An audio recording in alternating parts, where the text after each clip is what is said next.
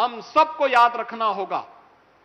आज जो विकास दिखाई दे रहा है, आज जो सुरक्षा का मॉडल है, आज जो सुशासन का मॉडल है, और जिस प्रकार से डबल इंजन की सरकार समाज के प्रत्येक तबके के लिए, क्या वो युवा हो, क्या वह आधी आबादी बहन और बेटियों के स्वावलंबन और सुरक्षा से जुड़ा हुआ मुद्दा हो, क्या वह अन्नदाता किसान हो या गरीबों तक शासन की योजना का लाभ बिना भेदभाव के उपलब्ध करवाने का कार्य बिना रुके हुए, बिना डिगे हुए, बिना झुके हुए, बिना थके हुए निरंतर पहुंचाने का कार्य कर रही है। और यही तो पीड़ा है इन विपक्षी दलों को।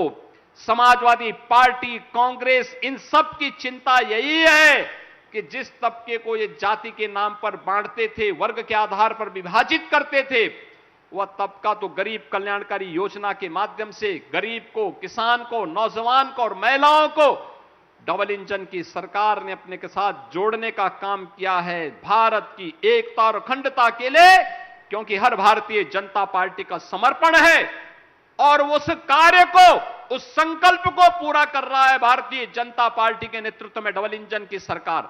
और इसलिए वे विभाजन की अपनी सारी की सारी मेहनत का कहीं ना कहीं ठीकरा अब फोड़ करके भारत की आस्था पर प्रहार करने का कार्य कर रहे हैं।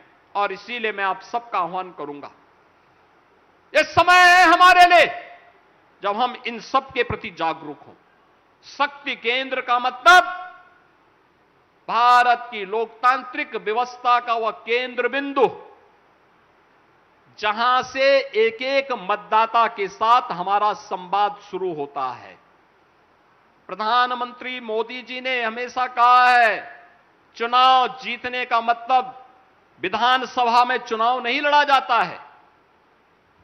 चुनाव लोकसभा स्तर पर और जिले स्तर पर और प्रदेश स्तर पर नहीं लड़ा जाता है। चुनाव का केंद्र बिंदु तो बूथ होता है और चुनाव का केंद्र बिंदु शक्ति केंद्र होता है। शक्ति केंद्र, अगर शक्ति केंद्र मजबूत है और हमारा बूथ मजबूत है तो फिर चुनाव हमारे पाले में आएगा ही आएगा।